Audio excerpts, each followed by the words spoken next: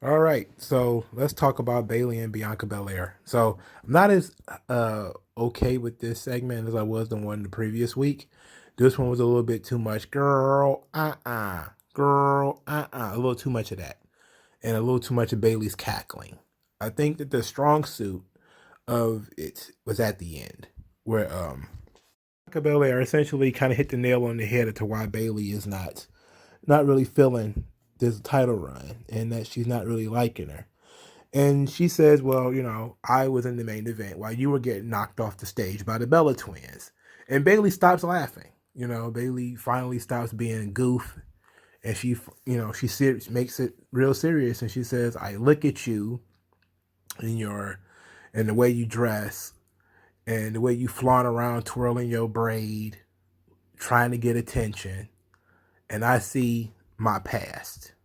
And I could tell you that this fairy tale does not end well for you, and it's going to end for you at WrestleMania Backlash or whatever, right? That's. And I liked that particular piece. You could take it or leave it. I could throw the rest of this shit in the trash. Um, Bianca Belair quoting rap lyrics and Bayley giggling the whole time. You could throw all that shit in the trash. But this specifically was very good. And it was very good because you have to know the hugger, right? You have to know the hugger gimmick that Bayley did.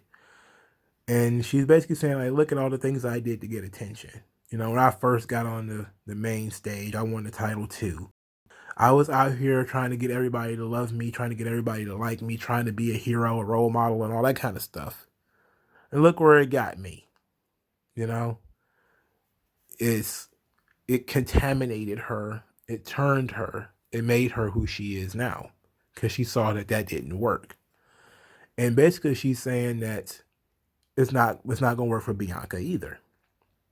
Now, Bianca, of course, being a more heroic character than Bayley, because we see Bayley's true character now. Like the archetype of the hugger was very aspirational in a way. She was the super fan who became what she always idolized. So that was basically how she was able to relate to certain people because wrestling fans tend to relate to wrestling fans. So she was able to go out there, be a good wrestler, be a good role model for children and all this kind of stuff. But ultimately, it didn't get her anywhere. Trying to be a role model, that wasn't her. That wasn't who she is. And she destroyed her past. She took a literal axe to the inflatable tube men. She chopped off her braid. She had the one braid in her head that leaned to the side. She got rid of that. She had changed everything about herself in order to sort of find success, even though she was kind of successful before. And you see that Bayley is driven a lot by bitterness. She's driven a lot by her bitterness of being rejected by the audience, which everybody with a functional brain would have seen coming. I hate to toot my own horn. I wish I was on the internet when I was doing this, but I pretty much called that Bayley was going to flop on the main roster. People was like, oh, well, she's going to be the girl John Cena. I was like, people boo John Cena. And without the years of being edgy and being interesting, that's not going to work. When Bayley came up, Bayley was a character with no edge. No edge. The number one thing is your heroic character. You have to realize a hero is an action word. It's like a verb. It's something that you do.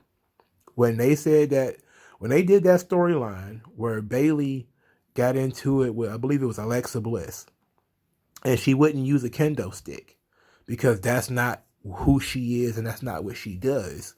I knew she was dead in the water right then and there. I think that might have been, she might have even been getting booed around that time, because people want the heroes. Like, you got to be able to be confident. You also have people believe in you, and sometimes you have to be able to punish the villains. And if the character doesn't have any teeth, then the character can't be heroic. There's going to be the difference between Bianca Belair and Bayley, right? Because Bianca Belair has teeth. She showed it in the match with Sasha Banks when she whipped Sasha Banks with her hair. She's willing to take it to the next level in order to win. You know, while the hugger version of Bayley wasn't willing to do that. She was in somewhat impotent in that way. Um, I don't know what the hell would you call it for women? Sterile? Yeah, just let's just say sterile. She was kind of sterile in that way, where they're not exactly the same, but they were both attempts at creating aspirational heroes. Where Bayley was trying to say the right things, do the right things, but it wasn't who she really was, which is why she ended up flip flopping. Now Bianca Belair is still very early in her push, but that's a similar situation here. She's trying to say the right things, she's trying to do the right things, but she's also just being who she is. And that's really what her character is rooted in, is that she's just being herself. With all these, obviously with the volume turned up, while Bayley was playing a character. So I really liked the statement that Bayley made when she says that basically, I see my past in what you're doing, because there is some similarities there. If you were really to look and to do a breakdown, sure, there's some similarities there, but the differences is that Bianca Belair has a far more confidence than Bayley did as the hugger. She has far more of an attitude. She's shown a mean streak. She's willing to go there. Where the hugger character of Bayley was so harmless that it was absolutely you really couldn't do anything with it. You couldn't give it any edge. You couldn't really do that much. It was a limiting box that she was in. Where Bianca Belair is just being herself. She's not limited the same way that Bayley is limited. But there still is enough similarities. So I thought that was very interesting that they would go that route. And then of course, Bayley is a character that is driven very heavily by bitterness and heavily by jealousy, of not being, seen as being a top performer.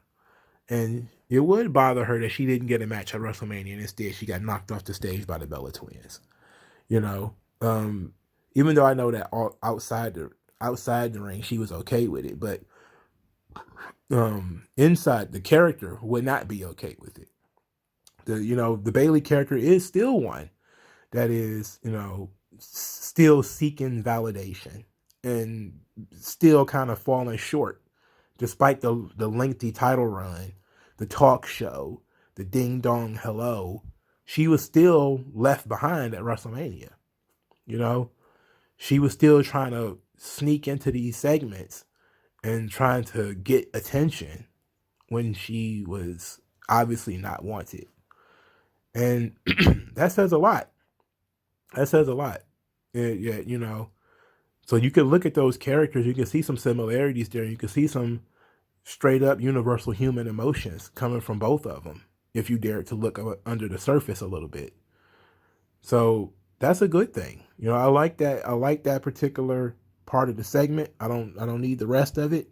The match is going to be pretty good. Bayley's a pretty good worker, and Bianca Belair can be led. So that's the good thing. So this ought to be one of Bianca's better matches. If they give him enough time. If she listens, which she will.